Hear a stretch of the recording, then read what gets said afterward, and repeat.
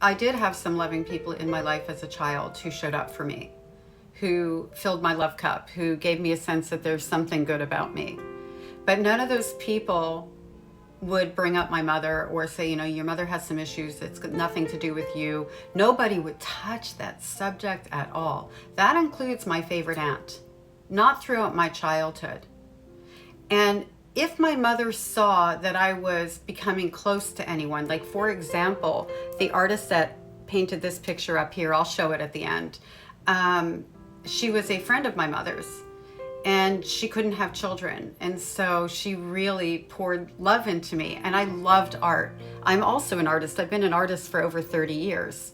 And I credit that to Carol Sampson, who did this piece of work back here. She's since passed away.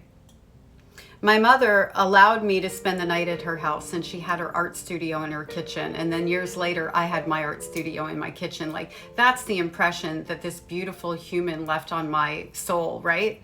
I just adored her. But my mother never let me spend the night there again, because my mother was threatened by that relationship, and she didn't want me to have that contrast.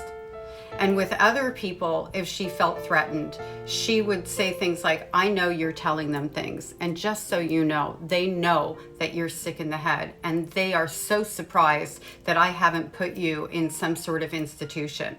She would totally, I'm not using the jar, mind fuck me.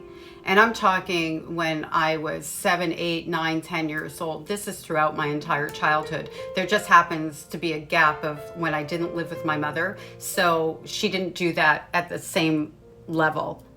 She would take those people away from me. And the love that I got from them definitely impacted who I am today. But if they had been able to intervene at a better level, at least give me that messaging, I think it would have been really helpful. And it's sad that nobody did, especially when it comes to my aunt, who was in a position to be able to do that and knew that to be true.